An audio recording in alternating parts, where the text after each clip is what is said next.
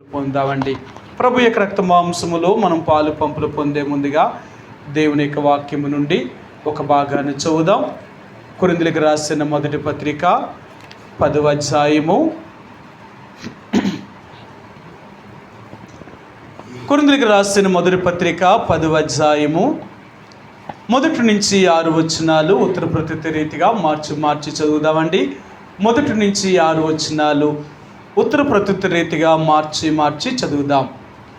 కొరింథీయులకు రాసిన మొదటి పత్రిక 10వ అధ్యాయము 1 నుంచి 6 వచనాల్ని ఉత్తర ప్రత్యుత్తర రీతిగా చదువుదామండి. సహోదరులారా, ఈ సంగతి మీకు తెలియకుండా నాకు ఇష్టము లేదు.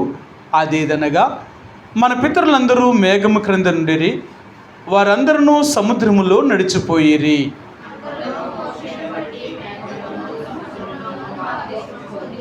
అందరూ ఆత్మ సంబంధమైన ఒకే ఆహారమును భుజించిరి.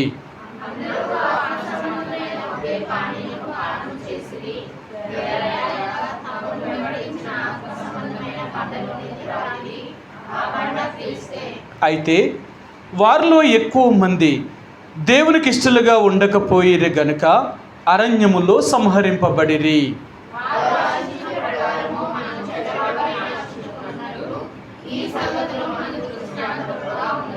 మరొక మాట చదువుదామండి. కొరింథీయులకు రాసిన 2వ పత్రిక 13వ అధ్యాయము.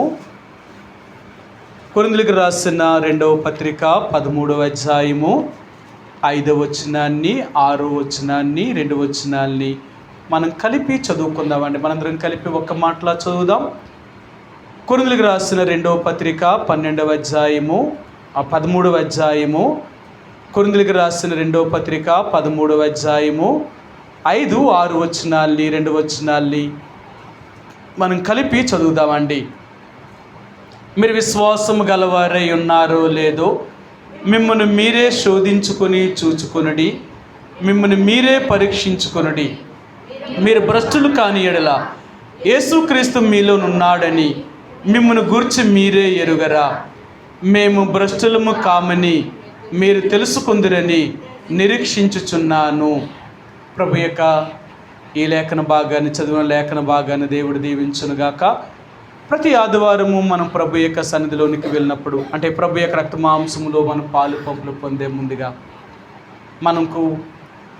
మనంగా పరిశీలన చేసుకొని పరీక్షించుకున్న వారిమే యోగ్యమైన రీతిగా ప్రభు యొక్క రక్త మాంసములో పాలు పంపులు పొందుతూ ఉంటున్నామండి.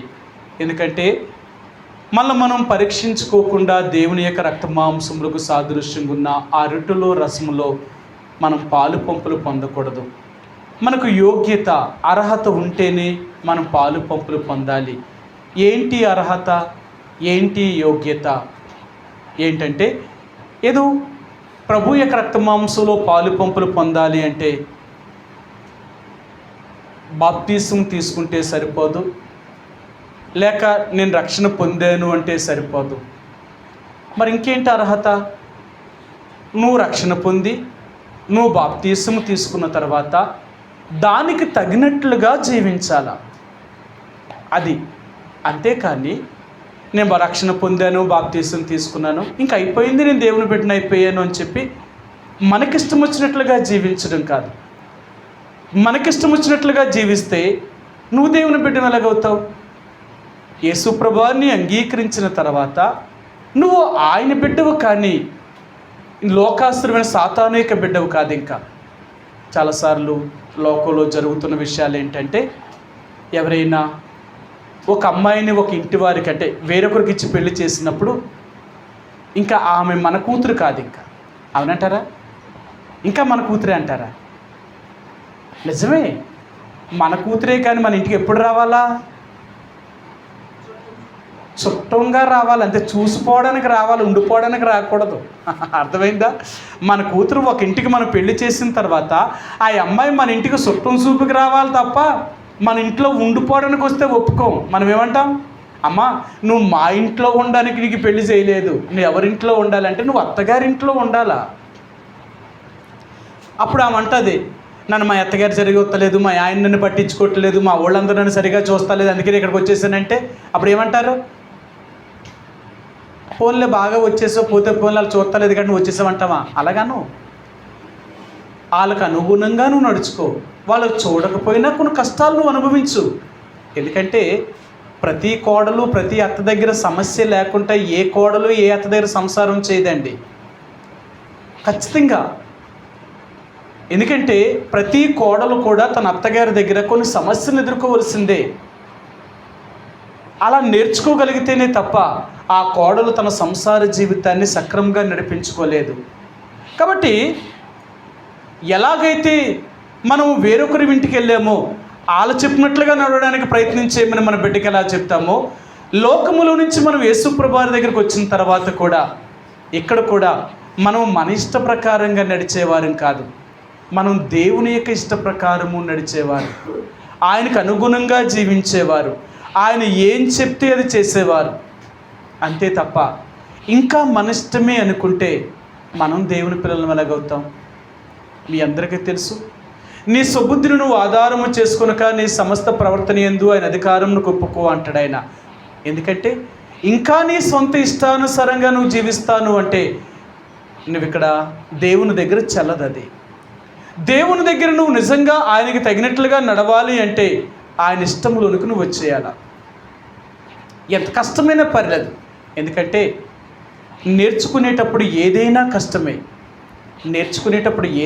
కష్టమే. మానవుడికి చిన్నప్పటి నుంచి పాపము చేయడం అలవాటైపోయింది కాబట్టి ఇప్పుడు మంచి చేయడం కష్టం అనిపిస్తుంది, అంతే. అదే చిన్నప్పటి నుంచి మంచి నేర్పించడం మనం ప్రయత్నం చేసామండి, తప్పు చేయడం కష్టం వాళ్ళకి. ఈరోజు చూడండి, దేవుని యొక్క బిడ్డలుగా నిజంగా మారు మనసు రక్షణ అనుభవంలోకి వచ్చిన నీవు నేను కూడా తప్పు చేయడం అంటే మనకెంతో భయం, మనకెంతో భయపడతాం. ఎందుకో తెలుసా? నేను దేవుని నమ్ముకొని నేను దేవుని బిడ్డనయ్యుండి నేను తప్పు చేయడం ఏంటి? ఒకవేళ నేను తప్పు చేస్తే దేవుడు నన్ను అంగీకరిస్తాడా? నేను తప్పు చేస్తే దేవునికి ఇష్టమైన జీవితాన్ని జీవించగలుగుతానా? నేను అలా చేయను. సరే, అందుకనే దేవుని బిడ్డలు పాపమునకు దూరంగా పారిపోయేవారు, చెడుతనానికి దూరంగా పారిపోతారు. వీళ్ళు చేయడానికి ఎట్టి పరిస్థితుల్లో కూడా ఒప్పుకోలేరన్నమాట. కాబట్టి ఈ రోజున యేసుప్రభు నీకు రక్తం చేత కడగబడిన నీవు నేను ప్రభు యొక్క రక్త మాంసంలో పాలు పంపులు పొందాలి అంటే దానికి యోగ్యత, దానికి అర్హత ఏంటి అంటే ఆయన పిల్లలుగా చెప్పబడుతున్న మనము ఆయనకు అనుకూలంగా మనం జీవించగలుగుతున్నామా? ఆయనకు మాదిరికరమైన జీవితాన్ని జీవించగలుగుతున్నామా? ఎన్నోసార్లు మీకు చెప్పాను, మాదిరి అనేది 5 రకాలలో మనం మాదిరి చూపించాలి. ఒకటి, మన మాటల్లో మాదిరి. దేవుని బిడ్డల యొక్క మాట మాదిరికరమైన మాట అయి ఉండాలన్నమాట. అందుకని అంటాడు, ఈ మాటలు అంటే దేవుని బిడ్డలు మాట్లాడినట్లుగా ఇంకెవరూ మాట్లాడలేరు. మనం మాట్లాడినప్పుడు ఇతరులకు ఆదరణ, ఇతరులకు నెమ్మదిని కలిగించే మాటలు మాట్లాడలే తప్ప ఎవరిని గాయపరిచినట్లుగా కానీ ఎవరిని నొప్పించినట్లుగా కానీ మనం మాట్లాడకూడదు. అందుకని అంటాడు, మీ మాట ఎలాగుండాలి అంటే ఎప్పుడు ఉప్పు వేసినట్లుగా రుచికలదిగాను కృపా సహితముగాను ఉండాలి అంటాడు ఆయన. అందుకనే దేవుని బిడ్డల యొక్క మాటలు మొట్టమొదటిగా వీరి మాట తీరు మారాల. ఇంతకుముందు నువ్వు ఎలా మాట్లాడేవో అది అనవసరం, దాన్ని ఎవరూ పట్టించుకోరు. కానీ యేసు ప్రభులోకి వచ్చిన తర్వాత కూడా నీ మాట తీరు బాగోలేదు అంటే నేను చూసిన ఎంత దేవుని నమ్మితే ఏంటమ్మా, ఆ మాట చూడు ఎలాగుందో అంటారు. అందుకనే మన మాట మారాలి ఒకటి. రెండవదిగా మన జీవితంలో మనం మారవలసింది ఏంటంటే మన జీవితంలో మనం మాదిరికరమైన పవిత్రమైన జీవితము అంటే చూడండి, మీకు ఆ మాట చూపిస్తాను. తిమోతికి రాసిన మొదటి పత్రిక అపొస్తలుడైన పౌలు తిమోతితో చెప్పినప్పుడు ఆయన ఏమంటాడు అంటే 4వ అధ్యాయంలో అపొస్తలుడైన పౌలు తిమోతికి రాసిన మొదటి పత్రిక 4వ అధ్యాయము 11-12 వచనాల్లో ఈ మాటలు ఉన్నాయండి. ఈ సంగతులను ఆజ్ఞాపించి బోధించుము, నీ యవ్వనమును బట్టి ఎవడునూ నిన్ను తృణీకరింపనీయకము కానీ మాటలోను ప్రవర్తనలోను ప్రేమలోను విశ్వాసములోను పవిత్రతలోను విశ్వాసులకు మాదిరికరముగా ఉండము. మన జీవితము మాదిరికరమైన జీవితము. అందుకని అంటాడు, మొట్టమొదటి నీ మాదిరి ఏంటంటే నీ మాటలో మాదిరి. రెండవదిగా నీ ప్రవర్తన మాదిరి, నీ చూపు కానీ, నీ వినికిడి కానీ, నీ నడక కానీ, నీ కార్యం చేసే క్రియ కానీ అన్నిటిలో మాదిరి. అందుకనడు నీ ప్రవర్తన అంటే అన్ని విషయముల్లో నీ మాదిరికరంగా జీవించాలా. ఇతరులకు మనం మాదిరి, లోకానికి మనం మాదిరి. అందుకనే బైబిల్ గ్రంథంలో మనకంటాడు, యేసు ప్రభువారు మనకు మాదిరి ఉంచిపోయాడట. మన మాదిరి ఎవరు అంటే యేసు ప్రభువారే మన మాదిరి. మనం ఎవరిని తీసుకోవాలి మాదిరిగా అంటే మనుషులు కాదు. మనం ఎవరినైనా మనుషులు తీసుకున్నాం అనుకోండి, వాళ్ళలాగే తయారవుతాం. మనం మనుషుల మాదిరి కాదు, మన దేవుణ్ణే మాదిరి.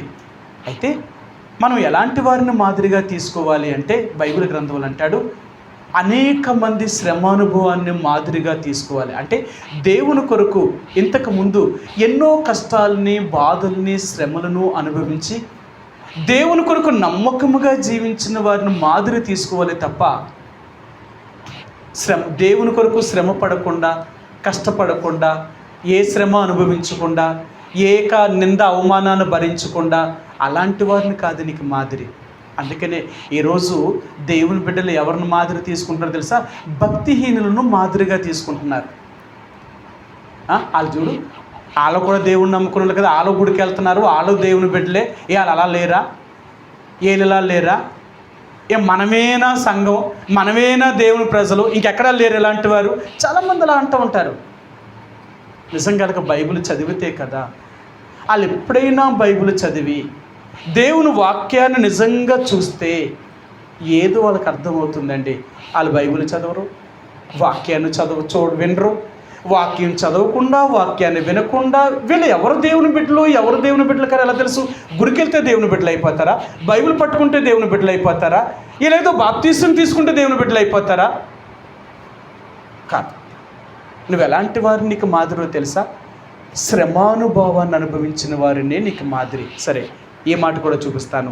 యాకోబు రాసిన పత్రిక, అపొస్తలుడైన పౌలు, యాకోబు దైవజనుడు, ఈ యాకోబు యేసుప్రభువారి సహోదరుడు, మనకు మాదిరిని తీసుకోమంటున్నాడు.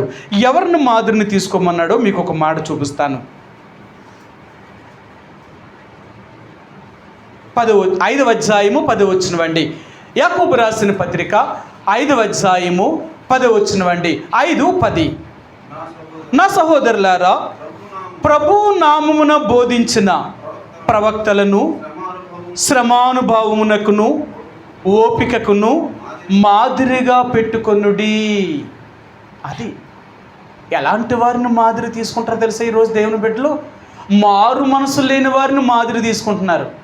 వాళ్ళలా లేరా, వీళ్ళలా లేరా, అది ఆ సంఘమే కదా, ఇది ఈ సంఘమే కదా, ఆలో ఏలే ఓటు కాదా, ఏంటి మాదిరి? అసలు ఏం తెలుసని మాదిరి తీసుకుంటున్నారు? వీళ్ళకి మాదిరి ఎందుకంటే వీళ్ళ భక్తిహీనులైండు భక్తిహీనులు మాదిరి తీసుకుంటారు. ఒక దేవుని బిడ్డ ఎప్పుడు కూడా భక్తిహీనులను మాదిరిగా తీసుకోరు. తెలుసు దేవుని బిడ్డకి ఎవరు దేవుని ప్రజలో, ఎవరు దేవుని ప్రజలు కారో వీళ్ళు తెలిసిపోద్దండి. ఇంకా అదే తెలుసుకోకపోతే వీళ్ళు దేవుని బిడ్డలు ఎలాగవుతారు? మీకు ఎన్నోసార్లు చెప్పాను, నిజంగా దేవుడు ఆత్మ నీలో ఉంటే ఎవరు దేవుని ప్రజలో, ఎవరు దేవుని ప్రజలు కారో దేవుని ఆత్మ నీకే ఖచ్చితంగా బోధిస్తుంది. సరే, మీకు ఈ మాట చూపిస్తాను. కొరింథీయులకు రాసిన మొదటి పత్రిక 2వ అధ్యాయము, కొరింథీయులకు రాసిన మొదటి పత్రిక 2వ అధ్యాయము 10-11 వచనాలండి. 10-11 వచనాలు. 2వ అధ్యాయము 10-11 వచనాలు. మనకైతే దేవుడు వాటిని తన ఆత్మ వలన బయలుపరిచి ఉన్నాడు. ఆ ఆత్మ అన్నిటినీ, దేవుని మర్మములను కూడా పరిశోధించుచున్నాడు. ఒక మనిషిని సంగతులను అతనిలోనున్న మనుషాత్మకే కానీ మనుషుల్లో మరి ఎవనికి తెలియను. అలాగే దేవుని సంగతులు దేవుని ఆత్మకే కానీ మరి ఎవరికి తెలియవు. ఇక్కడ అంటాడు. సరే, ఇంకొక మాట కూడా చూద్దామండి. 12వ వచనం. దేవుని వలన మనకు దయచేయబడిన వాటిని తెలుసుకున్నట్టుకై మనము లౌకిక ఆత్మను కాక దేవుని యొద్ద నుండి వచ్చు ఆత్మను పొంది ఉన్నాము.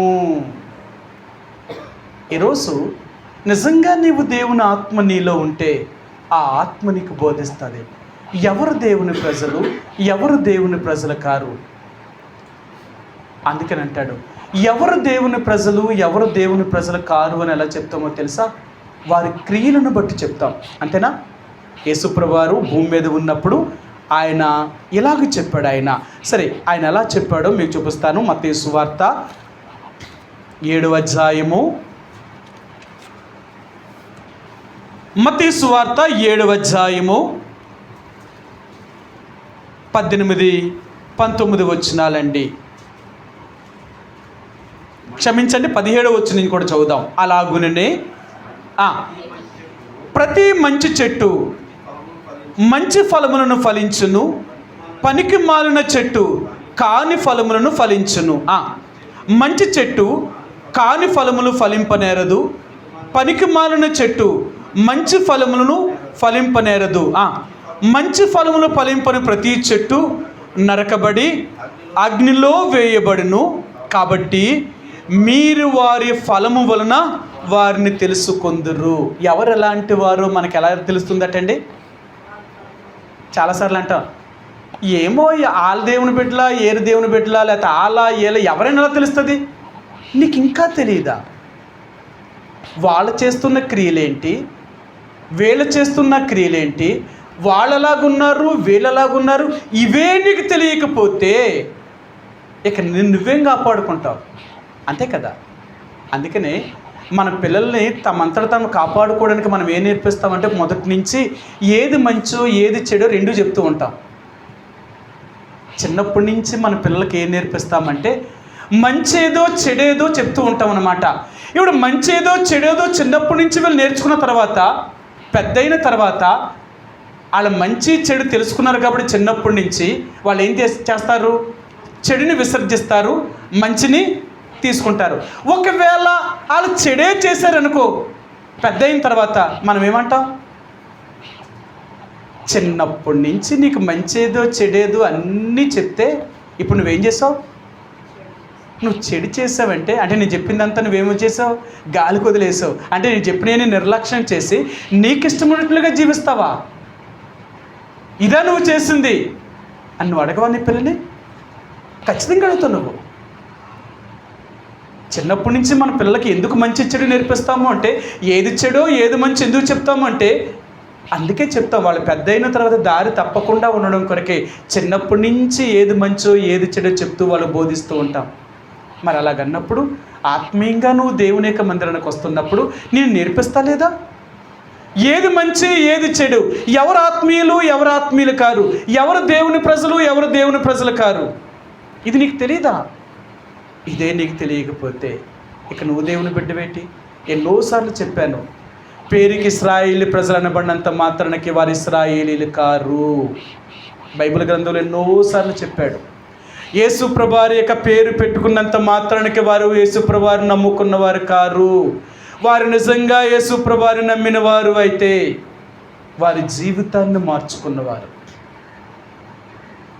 నువ్వే సహవాసము, నువ్వే సంఘానికి వెళ్తున్నావు, నువ్వే గుడికి వెళ్తున్నావు, ఇవేమీ దేవుడికి అక్కర్లేదు. అర్థమైందా? దేవుడికి కావాల్సింది ఏంటో తెలుసా? దేవుడు చెప్పినట్లుగా నువ్వు నడుస్తున్నావా లేదా, అది చూస్తాడు దేవుడు. అలా నువ్వు నడవలేనప్పుడు నువ్వెలా దేవుడి దగ్గరికి వెళ్తావు? ప్రభా, నేను భక్సింగ్ గారి ఫెలోషిప్లో ఉన్నాను, లేకపోతే నేను పలానా ఇంకొక ఆయన ఫెలోషిప్లో ఉన్నాను, మళ్ళీ లేకపోతే ఇంకొక ఆయన దేవుడిని చూసిన ఆయనైనా ఆ యొక్క దేవదాసయ్య గారి సంఘంలో ఉన్నాను. దేవుడు అంటాడు, ఇవన్నీ మీరు మానవులుగా పెట్టుకున్న పేర్లు. ఒక మనిషి పేరు మీద మీరు సంఘాన్ని స్థాపించారు. మీరెవ్వరూ నాకు తెలియదు, మీరెవరో నాకు తెలియదు, అక్రమం చేయవారులారా నా ఎదురు నుండి పొండి. మీరు నా తండ్రి చిత్తం చేశారా లేదా? ఆయన అడిగేది ఏంటంటే, నేను చెప్పినట్లుగా మీరు చేశారా లేదా? నా తండ్రి నాకేం చెప్పాడో అది నేను చేశాను, అలాగే నేను చెప్పింది మీరు చేశారా లేదా? మీరు అలాగ లేనప్పుడు మీరు నా రాజ్యంలోకి ఎలాగొస్తారు? ఈరోజు ఎంత చేయవలసిన పాపాలన్నీ చేసేసి ఈరోజు ఎంత భక్తులుగా నటించేస్తున్నారో ఎంతమందో. అర్థమైందా? ఒకసారి ఒక సంఘానికి చాలా పెద్ద సంఘం అది, అంత పెద్ద సంఘానికి ఆయన ఒక పెద్ద అన్నమాట. నాతో ఒకసారి వాదించినప్పుడు చెప్పాను, అంటే మేము పరలోకం వెళ్ళవా?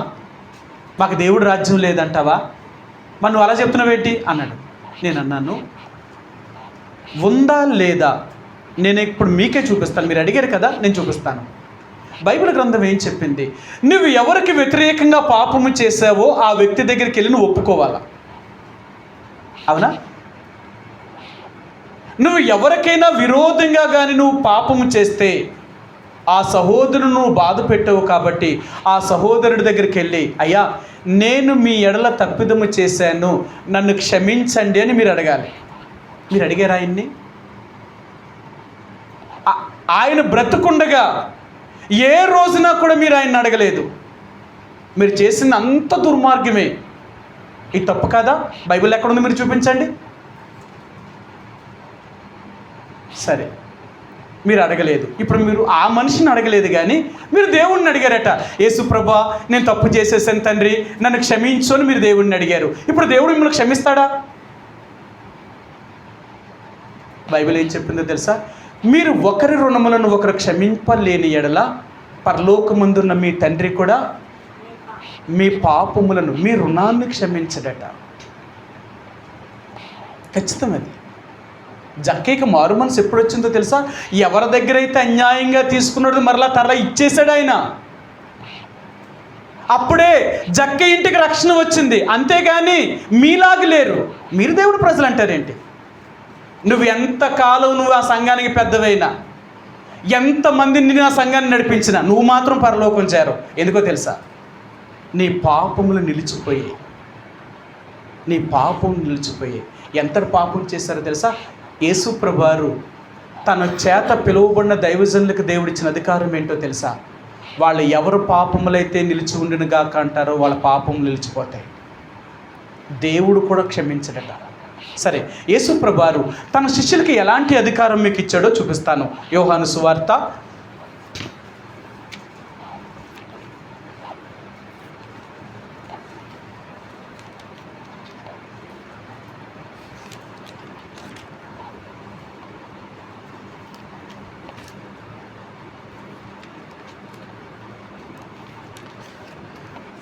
20 యేసు ప్రభువారు ఈ భూమి మీద ఉన్నప్పుడు ఆయన అంటాడు, మీరు ఎవరు పాపములైతే నిలిచి ఉండునుగాక అని చెప్తారో వారు పాపములు నిలిచి ఉండిపోతాయి.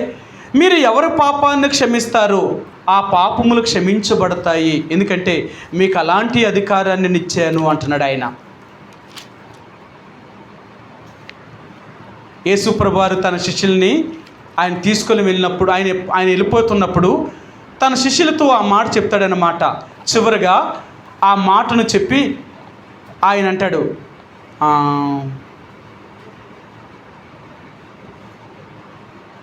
20వ అధ్యాయము 22, 23 వచనాలండి. యోహాను సువార్త 20వ అధ్యాయము 22, 23 వచనాలు. ఆయన ఈ మాట చెప్పి వారి మీద ఊది, పరిశుద్ధాత్మను పొందుడి. మీరు ఎవరి పాపములు క్షమింతురో అవి వారికి క్షమింపబడును. ఎవరి పాపములు మీరు నిలిచి ఉండనిత్తురో అవి నిలిచి ఉండినని వారితో చెప్పెను. దేవుని చేత అభిషేకించబడిన దైవ సేవకులైన వారికి దేవుడిచ్చే అధికారం ఏంటంటే, ఎవరు పాపములైతే వారు క్షమిస్తారో వాళ్ళ పాపములు క్షమించబడతాయి. ఎవరు పాపములైతే నిలిచి ఉండినగాకంటారో వాళ్ళ పాపాలు నిలిచి ఉండిపోతాయి. ఇప్పుడు చెప్పు, మళ్ళీ నోరెత్తలేదు. మీరు చేసేది సేవ. నేను అంటాను, నిజంగా మీకు సేవ చేయాలనే ఆ సంఘానికి మీరు సేవ చేయాలనుకుంటే మీ ఆస్తిని అంతటినీ అమ్మి మీ డబ్బు తీసుకొచ్చి ఆ మందిరంలో వేసేసి దా సేవకి రా, మాలాగరా సేవకి. అప్పుడు చెప్పు.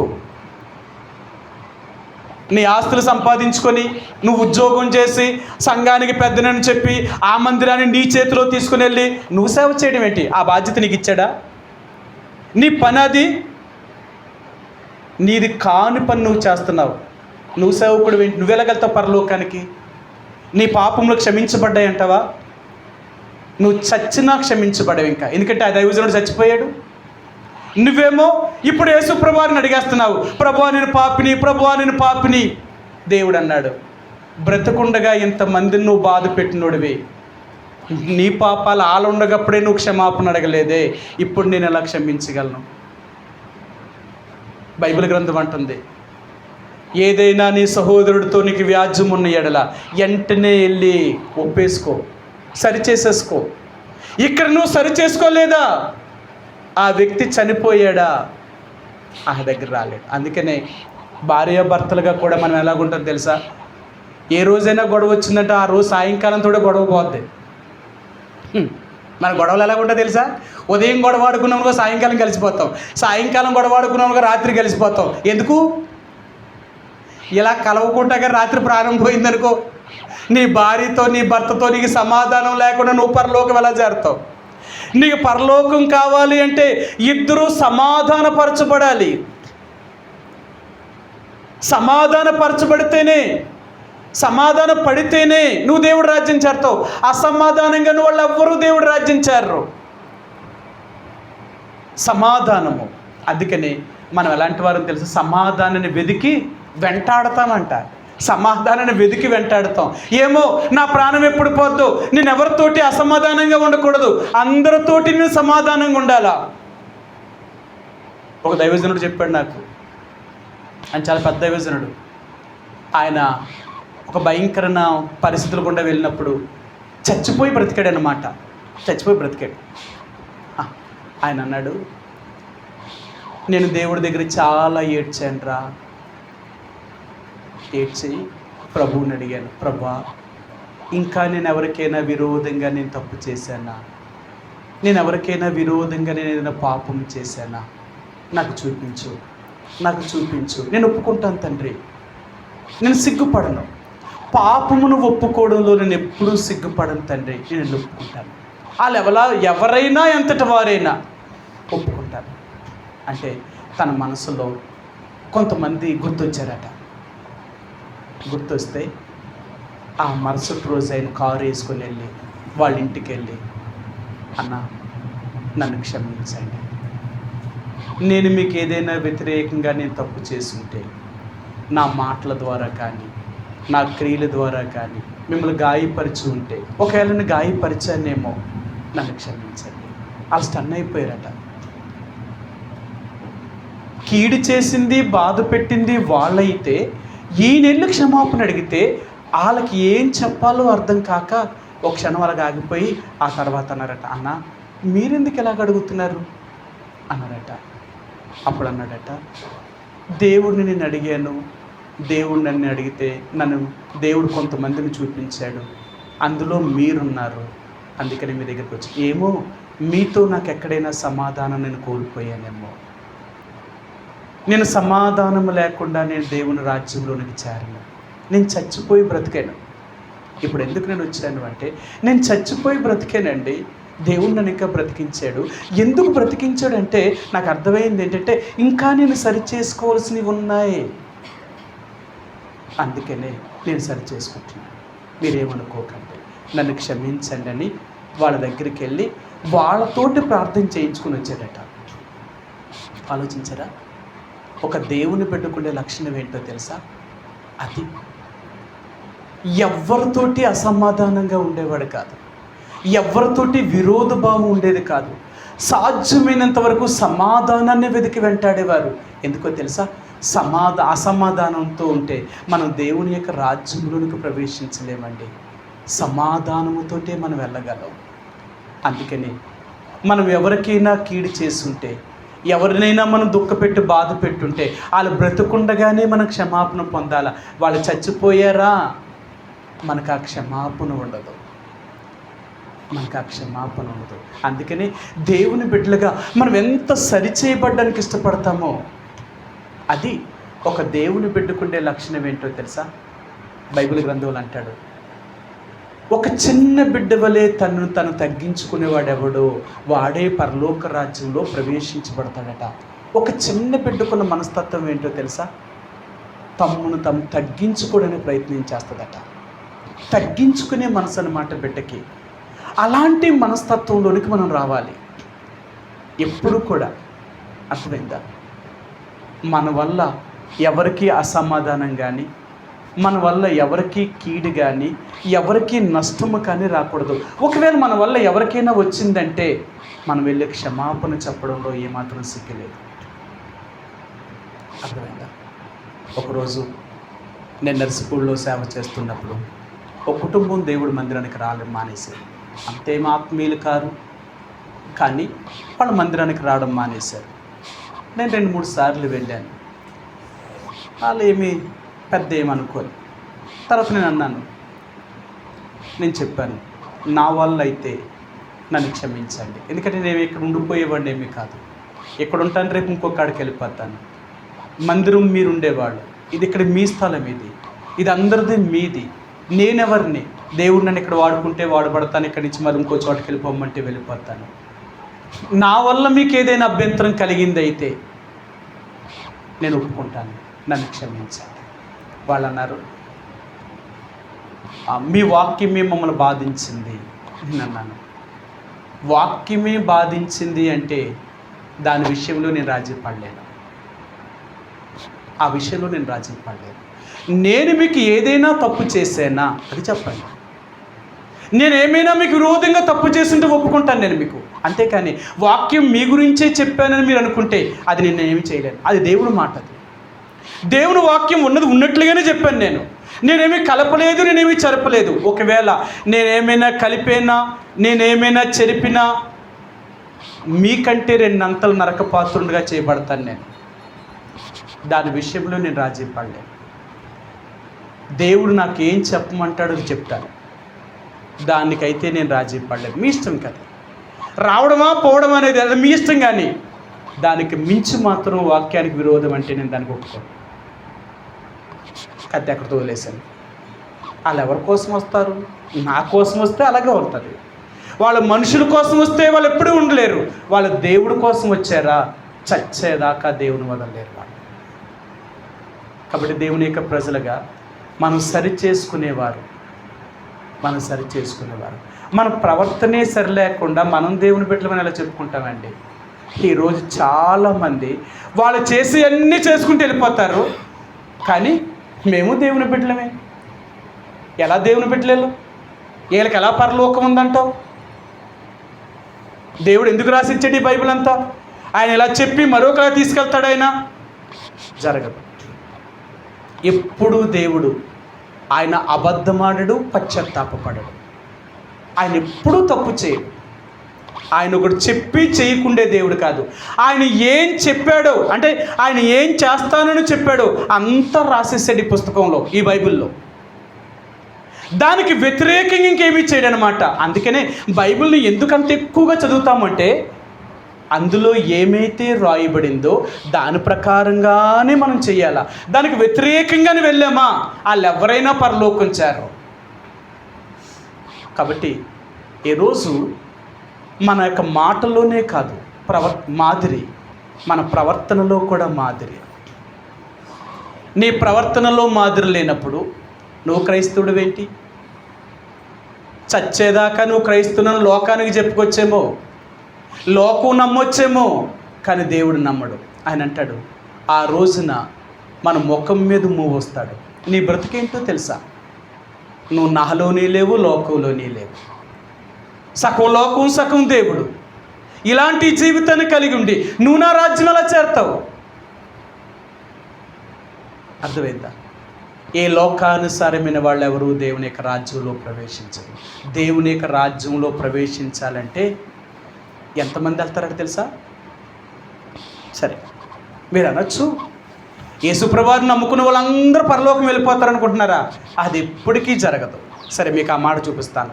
మత్తయి సువార్త 7వ అధ్యాయము, మత్తయి సువార్త 7వ అధ్యాయము 13-14 వచనాలండి. 13-14 వచనాలు.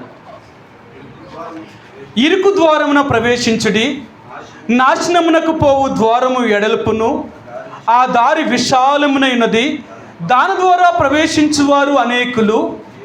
జీవమునకు పోవు ద్వారము ఇరుకును, ఆ దారి సంకుచితమైనది, దాన్ని కనుగొనేవారు కొందరే. చాలా తక్కువ మంది కనుగొంటారట. పరలోక రాజ్యంలోనికి ప్రవేశించడం అంటే చాలా తక్కువ మంది. విశాలమైన మార్గంలో వెళ్ళేవాళ్ళు చాలా ఎక్కువ మంది.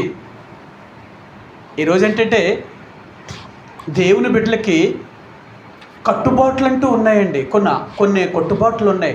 ఆ కట్టుబాట్లలోనే ఉండాలా. అందుకనే ప్రతి మతానికి కూడా కొన్ని కట్టుబాట్లు పెట్టారు. ఎందుకు కట్టుబాట్లు పెట్టారో తెలుసా? అలాగుంటేనే మీరు స్వర్గం చేరతారు. కానీ అలాగ లేకుండా విచ్చలవిడిగా నువ్వు వెళ్తూ నువ్వెలా స్వర్గానికి చేరుతావు? మనకు లేదా? మన కట్టుబాటు చాలా కష్టం. అర్థమైందా? ఏ మతంలో లేని కట్టుబాట్లు ఒక్క క్రైస్తవుడికి మాత్రం ఉన్నాయి.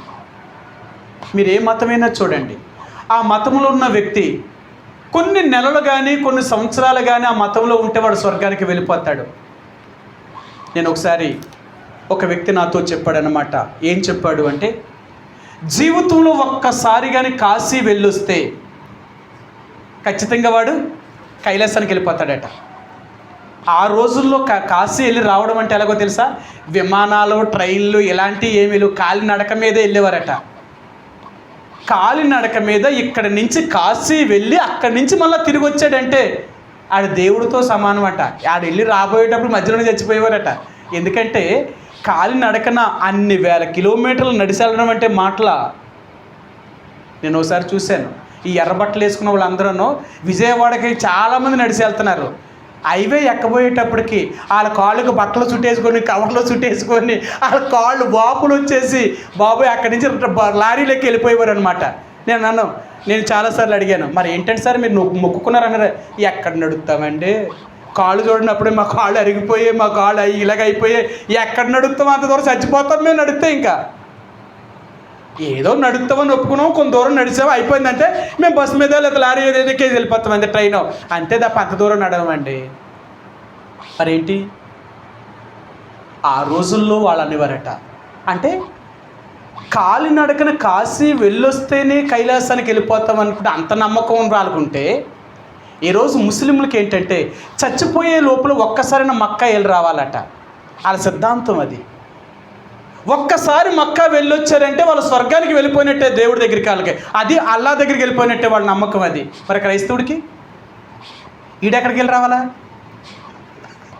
అందుకని ఇప్పుడు మన వాళ్ళు ఏం చేస్తున్నారు, ఒక్కసారి బతుకుండే లోపల ఇజ్రాయేల్ దేశం వెళ్ళి వచ్చేస్తే పరలోకం ఇచ్చేస్తాడంటారు దేవుడు. మరి పరలోకం మనకి ఎలాగెత్తాడు దేవుడు? ఎక్కడికి వెళ్తే ఎత్తాడు పరలోకం? ఏం చేస్తే దేవుడు ఇస్తాడు పరలోకం?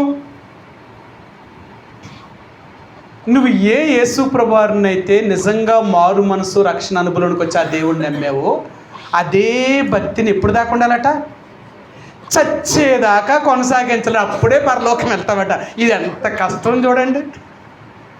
మనకి కూడా దేవుడు ఏదో చచ్చే లోపల ఒక దేశం వెళ్ళొచ్చేస్తే లేదా ఒక చోటుకి వెళ్ళొచ్చేస్తే పరలోకం ఇచ్చేస్తానంటే, ఈరోజు క్రైస్తవులందరూ ప్రతి సంవత్సరం తీర్థయాత్ర చేసి వచ్చేసినాం. కానీ మనం స్వర్గంలోనికి ప్రవేశించాలంటే, పరలోకానికి చేరాలి అంటే చచ్చేదాకా అన్ని కట్టుబాట్ల మధ్య ఎంత జాగ్రత్తగా మనం బ్రతకాలో. అందుకని అంటాడు, మీ సొంత రక్షణ కాపాడుకోవడానికి ప్రతిరోజు భయముతోనూ వణుకుతోనూ మీరు జీవించాలా. ప్రతిరోజు మనకు భయము వణుకు అనమాట. అమ్మో, ఇలా చేస్తే నేను పరలోకం చేరుతానా, ఇలా జీవిస్తే నేను పరలోకం వెళ్తానా, ఇలా నడిస్తే నేను పరలోకం వెళ్తానా. ప్రతిరోజు మన భయం అన్నమాట. అందుకనే ప్రతిరోజు మనం ఎంత భయపడతామంటే, ప్రభువా నేను అంటాను, ఒక రోజు తెల్లారింది అంటే రాత్రి గడిచి మరలా ఇంకో రోజులోకి వెళ్ళానంటే ఎంతో భయంగా మొట్టమొదటే ప్రార్థన చేస్తాను, ప్రభువా మరొక రోజు నా జీవితంలో ఆయుష్కాలం పొడిగించావంటే, ప్రభువా ఈ రోజంతా నేను నా నోటి మాట కానీ, నా నడక కానీ, నా పడక కానీ, ఒకవేళ నా తలంపుల ద్వారా కానీ నేను ఏ పాపము చేయకున్నట్లుగా నన్ను కాపాడు. నువ్వు కాపాడు, నేను మానవుడిని కదా, నా వల్ల అయితే సాధ్యం కాదు. ఒకరోజు నాలో పెరిగింది అంటే నేను ఎక్కడ తప్పిపోతానేమో అని భయం. దేవుడి దగ్గర ఎంత సరి చేసుకుంటాను, ప్రభా నా నోటి మాటలు, నా హృదయ ధ్యానము, నా నడక, నా పడక, నేను కూర్చుండుట, నేను లేచుట, ఇవన్నీ నీ దృష్టికి అంగీకారంగా ఉండేలాగా చేయి తండ్రి. నేను తప్పిపోకూడదు. అర్థమైందా? ప్రతిరోజు నిన్ను కాపాడుకోవడం ఎంత జాగ్రత్తగా, ఎంత భయం.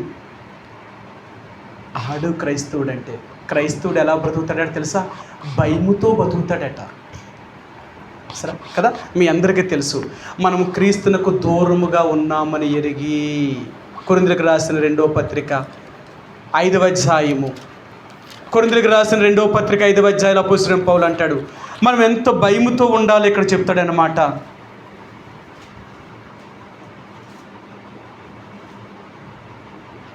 7వ వచనం 5:7 గనుక ఈ దేహములో నివసించుచున్నంత కాలము ప్రభువునకు దూరముగా ఉన్నామని ఎరిగి ఉండియు ఎల్లప్పుడూ ధైర్యము గలవారమై ఉన్నాము. ఈ జీవితం, ఈ లోకంలో జీవిస్తున్న ప్రతి జీవితం కూడా ప్రభువునకు దూరముగా ఉన్నామని ఎరిగి. ఎంత సరి చేసుకుంటున్నాం, మళ్ళీ మనం ఎంత కాపాడుకుంటున్నాం. ఏదో అనుకుంటున్నాం మనం బ్రతుకుతున్నాము అంటే, ఒక రోజు మన ఆయుష్కాలం పెరిగిందంటే ఆ రోజులో మనం చేసిన కానీ దేవుడు వ్యతిరేకంగా కానీ మనం ఏదైనా తప్పు చేస్తే ఎక్కడ దేవుడి రాజ్యాన్ని కోల్పోతామేమో అని భయం.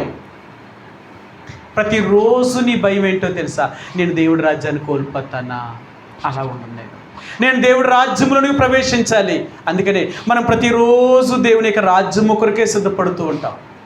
నేను ఎప్పుడు నా ప్రాణం పోయినా నేను దేవుడితో ఉంటానండి, నేను దేవుడి రాజ్యంలోకి వెళ్తాను. ఎందుకంటే నా నడక కానీ, నా పడక కానీ, నేను నా జీవితంలో ప్రతి దాని విషయంలో ప్రతి క్షణము కూడా నన్ను నేను సరి చేసుకుంటాను. దేవుని బిడ్డలారా, ఏ రోజు మనకేంటో తెలుసా? ప్రభు యొక్క రక్తమాంసంలో పాలు పంపులు పొందడం అంటే నిన్ను నువ్వుగా మాదిరి జీవితాన్ని కలిగి ఉన్నావా? నువ్వే మాదిరి. నీ మాటలో కానీ, నీ ప్రవర్తనలో కానీ మాదిరి ఉండాలి. నీ ప్రవర్తనే సరిగా లేకుండా నువ్వు క్రైస్తవుని అని చెప్పుకుంటే లోకం నిన్నెలా నమ్ముతాడు, దేవుడు నిన్నెలా నమ్ముతాడు? ఒకవేళ లోకం నమ్మొచ్చు. లోకంకి ఏంటంటే మంచోడిని చెడ్డోడు అంటది, చెడ్డోడిని మంచోడు అంటది. లోకానికి ఏం తెలుసు? అసలు లోకానికి దేవుని యొక్క భక్తి అంటే ఏం తెలుసు? నీ భక్తి ఎవరికి తెలుస్తుంది తెలుసా? ఒక నిజమైన దేవుని బిడ్డకి తెలుస్తుంది. నువ్వు చేసే భక్తి ఏంటో వాళ్ళ దగ్గరికి వెళ్ళి చెప్పు. అందుకంటాడు, దేవుడు నిన్ను తన కాటాలో వేసి తోస్తాడు. ఆయనకి నువ్వు తక్కువడిగా కనపడ్డావా, ఆయన రాజ్యానికి ప్రవేశించలేవు. ఆయనకి సమానమైన పరిపక్వంలోనికి వచ్చావా, ఆయన రాజ్యంలో ప్రవేశిస్తావు. అది నువ్వు గుడికి వెళ్తే పరలోకం వెళ్ళవు, నువ్వు కానుకలు ఇస్తే పరలోకం వెళ్ళవు, లేకపోతే నువ్వు క్రైస్తవుని పేరు చెప్పుకుంటే పరలోకం వెళ్ళవు. నీ మాదిరి జీవితాన్ని బట్టి నువ్వు పరలోకం వెళ్తావు. ఏది నీ మాదిరి? నీ బ్రతుకు ఎంత మాదిరికరంగా జీవిస్తున్నావు లోకానికి? లోకం నీకు అంటుకోకున్నట్లుగా, పాపము చేయకున్నట్లుగా, పాపానికి వ్యతిరేకంగా నువ్వు ఎంత పోరాడుతున్నావు? వాడు క్రైస్తవుడు. ఒక క్రైస్తవుడు అందుకన్నాడు, అక్కడ యాకోబు రాసిన పత్రిక మనం చదువు, ఆ సహోదరుడి యొక్క శ్రమానుభావమును మాదిరిని, ఓపికను నువ్వు మాదిరిగా పెట్టుకో. ఒక నిజమైన క్రైస్తవుడు అనేవాడు ఈ లోకంలో శ్రమ పడేవాడు. వాడు క్రైస్తవుడు. అంటే సుఖపడేవాడు క్రైస్తవుడు కాదండి. సుఖపడేవాడు క్రైస్తవుడు కాదు, శ్రమ పడేవాడు క్రైస్తవుడు. యేసు ప్రభువారి కొరకు యథార్థమైన జీవితాన్ని జీవిస్తున్నప్పుడు నువ్వు నిందించబడి, హింసించబడి, నువ్వు చెడ్డవారని నీ గురించి అందరూ చెప్పుకున్నప్పుడు అది నీ సాక్ష్యం. ఎందుకో తెలుసా? దేవుడి కోసం నువ్వు జీవిస్తే లోకం నీకేసే మోరేంటో తెలుసా? నువ్వు చెడ్డవాడువని, నువ్వు చెడ్డదానివని, నీ మీద అబద్ధముగా ఎన్నో నేరాలు చెప్పుకుంటారు. అయినా నువ్వు భయపడవు. కారణం ఏంటో తెలుసా? వాళ్ళకి ఏం తెలుసు నన్ను గురించి? నేనెవరినో వాళ్ళకి ఏం తెలుసు? తెలియక అనుకుంటున్నారు అంతే. అందుకనే వాళ్ళు అనుకున్నప్పుడల్లా మనం నవ్వుతూ ఉంటాం. ఎందుకో తెలుసా? నా గురించి ఏం తెలుసుందని అలా మాట్లాడుతున్నారు. వాళ్ళు చూసింది నన్ను పైకి చూశారు అంతే తప్ప నా లోను చూడలేదు. పైకి చూసినంత మాత్రానికి ఏం కనపడుతుంది వాళ్ళకి? పైకి చూస్తే మనం కఠినాత్ములుగా కనపడతాం, పైకి చూస్తే వాళ్ళతో కలవని వారిగా కనపడతాం, మనం పైకి చూస్తే వాళ్ళతో ఏ పాలు పంపులు పొందని వారిగా కనబడతాం. అందుకని మన కఠినాత్ములమ్మా. ఓ రోజు యేసుప్రభువారిని ఇలాగన్నారట, బోధకుడా నీ మాటలు ఎంత కఠినంగా ఉన్నాయేటి అన్నారట. యేసుప్రభువారు మాటలకు ఎలా కలిపేట? చాలా కఠినం అనిపించేట. కానీ యేసుప్రభువారు మనసు ఎలాంటిదంటారు? ఆయన మాట ఎందుకంత కఠినంగా మాట్లాడాడంటే వాళ్ళు చేసిన పనులు బట్టి ఆయన ఇలా మాట్లాడాడు. ఆయన అన్నారు, బోధకుడా నీ మాటలు బట్టి ఇంక నిన్ను వదిలేసి వెళ్ళిపోతున్నాం. మరి ఎన్నడూ యేసు దగ్గర రాలేదట. అలాగే నేను బతిమాలాడా? చచ్చ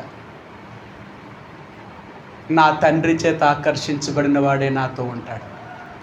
నా తండ్రి చేత ఆకర్షించబడిన వాడిని ఎవ్వడూ కూడా నాతో ఉండలేడు. నాతో ఉండాలంటే అది నా తండ్రి యొక్క అనుగ్రహమై ఉండాలి. అర్థమైందా? దేవుని యొక్క రాజ్యములో చేరడం అంటే అది దేవుని యొక్క ఆ కృపై ఉండాలా. అందుకనే ఏ రోజు దేవుని బిడ్డలుగా ఎవరెవరో నీకు తెలియకపోతే ఇంక నువ్వేం దేవుని బిడ్డవి? ఒక దేవుని బిడ్డకి తెలుసండి ఎవరు దేవుని బిడ్డలో, ఎవరు దేవుని బిడ్డలు కారు, ఎవరు శరీరానుసారులో, ఎవరు ఆత్మానుసారులో. ఎందుకో తెలుసా? వీళ్ళు వాక్యాన్ని ప్రతిరోజు పరిశోధించగలుగుతారు, ప్రతిరోజు వాక్యాన్ని చదువుతూ ఉంటారు. ఒక ఆయన ఇలా చెప్పాడు నాకు. ఆయన ఏమన్నా తెలుసా? అయ్యా బైబిల్ చదువుతుంటే భయం వేస్తుందండి అన్నాడు. బైబిల్ చదువుతుంటే భయం వేస్తుందట. అదేంటండి, ఎందుకు మీకు భయం వేస్తుందంటే, బాబోయ్ ఇలాగ ఉండాలా, ఇలాగ ఉండగలమంటావా? మరి ఇంకెందుకు? మరి అలాగ ఉండడానికి కదా నీకు రాసిచ్చాడు దేవుడు. ఈ బైబిల్ని ఎందుకు రాసిచ్చాడు తెలుసా? అలాగ ఉండాలనే నీకు రాసిచ్చాడు. అలాగ ఉండలేకపోతే నువ్వు దేవుడు రాజ్యం ఎలా చేరుతావు? నువ్వు బైబిల్ చదివే కొలుది బైబిల్ నీకు దుర్నీతిలో నుండి తీసుకుపోతుంటుంది అనమాట. దుర్నీతి నుండి దూరం చేస్తూ ఉంటుంది అనమాట. మంచి మార్గంలో తీసుకుపోతూ ఉంటుంది. అందుకని అంటాడు, నీ వాక్యం వెల్లడగొడుతూ నీ వెలుగు కలుగుతుంది. చూసారా? ఆ వెలుగు నీకు కలుగుతుంది అంటే నువ్వు ప్రతి చెడులో నుంచి బయటకు వచ్చేస్తావు. నువ్వు వాక్యాన్ని ఎంత ఎక్కువగా చదువుతూ ఉంటావో ఈ వాక్యము నీ జీవితాన్ని ఒక గొప్ప వెలుగులోనే తీసుకుపోద్ది అన్నమాట. నువ్వు వాక్యాన్ని ఎంత ఎక్కువగా చదువుతూ ఉంటావో పాపము నుండే కాదు, చెడుతనములో నుండే కాదు, భక్తిహీనుల నుండి కూడా నిన్ను వేరు చేయగలుగుతుంది. నిన్ను పవిత్రమైన జీవితాన్ని జీవించేలాగా సహాయం చేయగలుగుతుంది. అది వాక్యానికి ఉన్న శక్తి. మీరు చూడండి, వాక్యానికి ఎంత శక్తి ఉందో తెలుసా? ఎలాంటి మనిషినైనా మార్చగలదట. ఒక మాట చెప్తాను, నేను చెప్పి ముగిస్తాను. మీరు ఏదైనా ఒక డేక్షాన్ని, ఒక వంట వండేటప్పుడు కానీ ఏదైనా వండినప్పుడు మాడిపోయిందనుకో, మాడిపోయిన దాన్ని తోమాలి అంటే, దాన్ని మాడు వదిలించాలంటే ఏం చేస్తారు మీరు? ముందు నీళ్ళేసి నానబెట్టేస్తారంతే. ఒకసారి ఇప్పుడు ఈరోజు మాడింది అనుకోండి, సాయంకాలం వరకు నీళ్ళేసి నానబెట్టేసి సాయంకాలం ఒకసారి తోముతాం. వదలలేదనుకో మళ్ళీ ఏం చేస్తాం? మళ్ళీ నీళ్ళేసి వదిలేస్తాం. నీళ్ళకి ఉన్న లక్షణం ఏంటో తెలుసా? ఎంత పాడైపోయిన దాన్నైనా శుద్ధి చేస్తుందట. అవునా? నిజమండి. మీరు చూడండి, నీటిలో ఎక్కువసేపు దేన్నైనా నానబెట్టారు అంటే త్వరగా మురికి వదిలేస్తుంది. వాక్యానికి ఉన్న శక్తి ఏంటో తెలుసా? నువ్వు వాక్యముతో ఎక్కువ దగ్గర అవుతున్నావు అనుకో, నీలో ఉన్న పాపమునంతటినీ తీసివేస్తూ ఉంటుంది అన్నమాట. అది అంటాడు కదా, నీ వాక్యమును రా హృదయంలో ఉంచుకోవడం వల్ల నేను పాపము చేయకుండా నేను ఉన్నాను అంటాడు. ఎవరు హృదయంలో వాక్యం ఉంటుందో ఆ వాక్యము పాపము చేయకున్నట్లుగా ఒక మనిషిని ఆపుతుందన్నమాట. ఒక మనిషిని పవిత్రుడిగా చేయగలుగుతుందన్నమాట. కాబట్టి దేవుని యొక్క బిడ్డలుగా మన మాదిరికరమైన జీవితం ఉంటేనే ప్రభు యొక్క రక్త మాంసంలో పాలు పంపులు పొందాను. అంతేకాని నేను రక్షణ పొందాను, నేను బాప్తీసం తీసుకున్నాను, నేను ఎప్పుడో క్రైస్తవుని అయిపోయానని చెప్పుకుంటే అర్హత కాదు. నీ అర్హత ఏంటో తెలుసా? మాదిరి ఉందా? ప్రభువుని నమ్మినట్లుగా నువ్వు జీవిస్తున్నావా? అలా జీవిస్తూ ఉంటే ధైర్యంగా నువ్వు ప్రభు యొక్క రక్త మాంసంలో పాలు పంపులు పొందొచ్చు. ఎందుకో తెలుసా? నువ్వు తప్పు చేయలేనప్పుడు నువ్వెందుకు భయపడాలా? నువ్వు పాపం చేయలేనప్పుడు నువ్వెందుకు భయపడాలా? యథార్థంగా జీవిస్తున్నప్పుడు నీకెందుకు ఆ భయం? తప్పు చేసేవారు భయపడతారేమో కానీ తప్పు చేయని వారు భయపడరు. అందుకని ఈరోజు నువ్వు నేను కూడా ప్రభు యొక్క రక్త మాంసంలో పాలు పంపులు పొందే ముందుగా మనం పరీక్షించుకుందాం. అలాంటి జీవితాన్ని జీవిస్తున్నామా? అలాంటి జీవితాన్ని జీవిస్తే ప్రభు యొక్క రక్త మాంసంలో పాలు పంపులు పొందుతాం. లేదా వద్దు. నేను మరలా చెప్తున్నాను, మాదిరికరమైన జీవితం అంటే మార్పుకు తగిన జీవితాన్ని జీవించకుండా బల్లో చేయవేసామంటే ఒకరోజు ఏమైపోతుందో తెలుసా? దేవుడికి దూరంగా తీసుకుపోద్ది సాతాను.